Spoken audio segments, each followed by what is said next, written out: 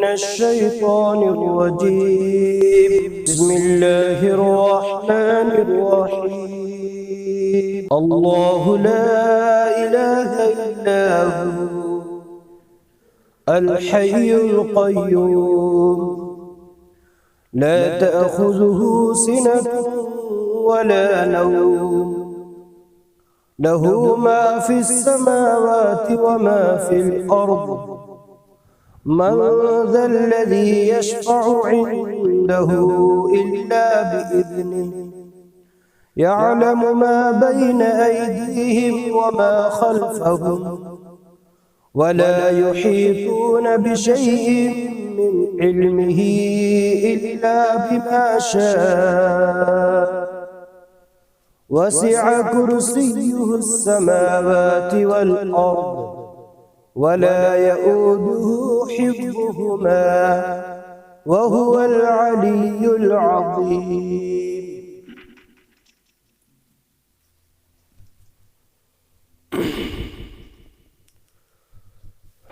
یہ ایک آیت ہے، اس کا نام آیت الکرسی. اس آیت کے اندر 10 الفاظ ہیں، 10 جملے ہیں.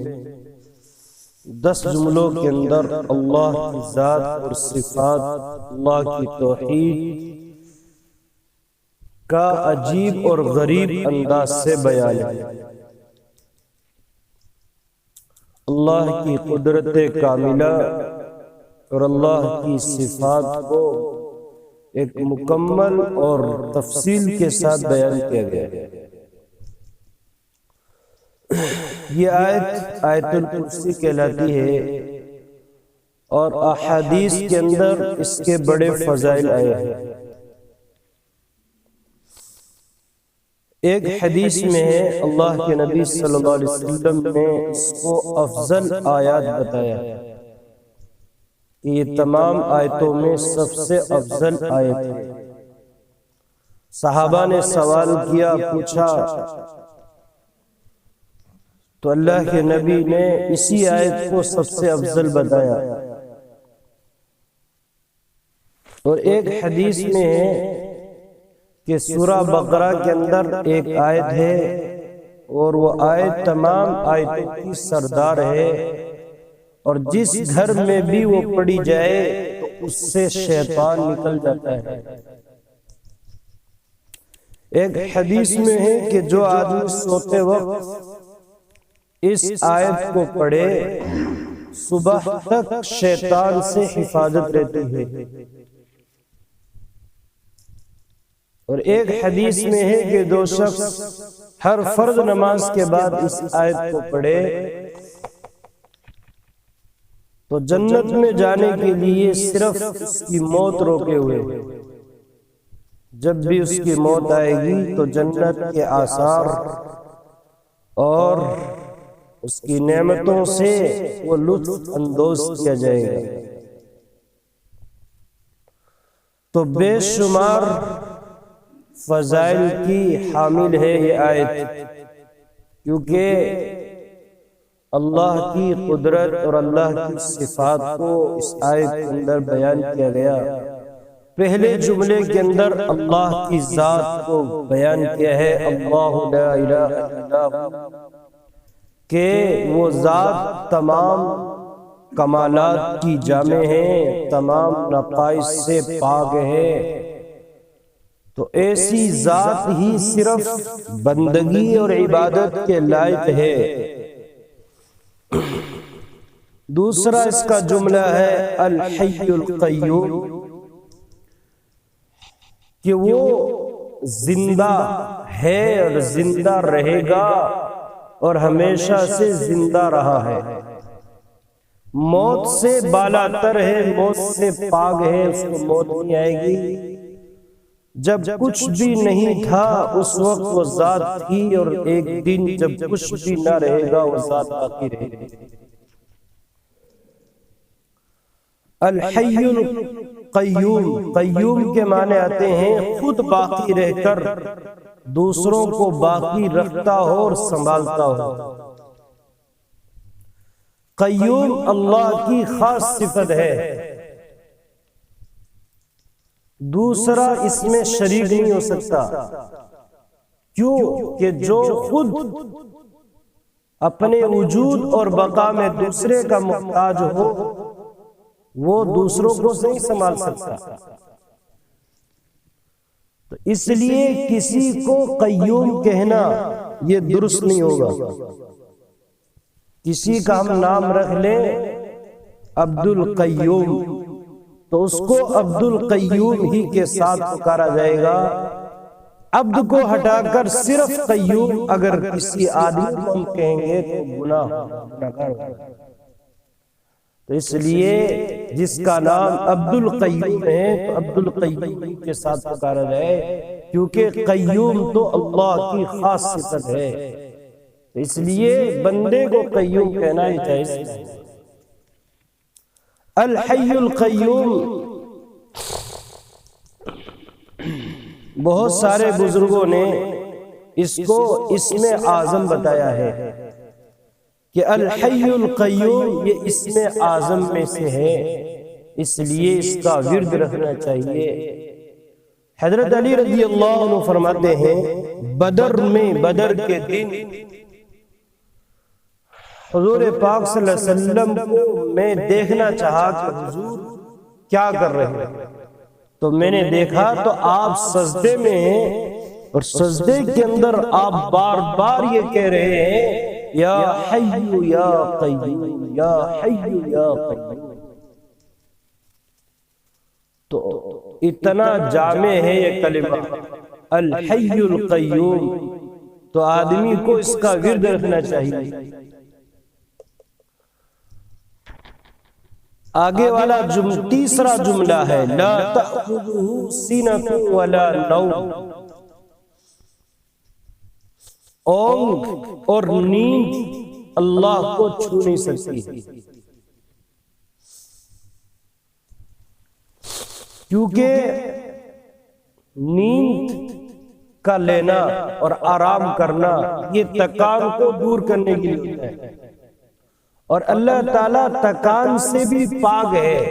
اتنا کام اللہ کر رہے ہیں، پوری کائنات کو اللہ سنبھال رہے ہیں، اور آدمی کے ذہن میں آ جائے کہ یار اتنا کام کرنے کے بعد تو کیا ہے تکان آئی جاتی ہے، تو اس لیے اللہ یہ جملہ لا کر اس کی بھی نفی کر دی کہ اللہ کو آرام کرنے کی ضرورت نہیں ہے، کیونکہ اللہ آرام سے اور تکان سے ساری چیزوں سے پاک ہے۔ اور مکمل طور پر زمین اور آسمان میں جو کچھ ہے ان سب پر ملکیت اللہ ہی کو حاصل ہے۔ دنیا کے اندر اگر کسی چیز کا مالک کسی بندے کو بنا دیا گیا تو اس کا مطلب یہ نہیں ہے کہ حقیقی مالک وہ بن گیا، عارضی طور پر وہ مالک کہا جا سکتا ہے، لیکن حقیقی مالک بھی اس کے اللہ ہی ہے۔ اللہ مختار کل ہے، جو چاہے اپنے ملک کے اندر اپنے ملک کے اندر تصرف کرنے کا حق رکھتے ہیں، اس کو کوئی پوچھنے والا نہیں ہے، اس کو کوئی ٹوکنے والا نہیں۔ آگے والے جملے کے اندر کہا من ذا الذی یشفع عنده الا بإذنہ،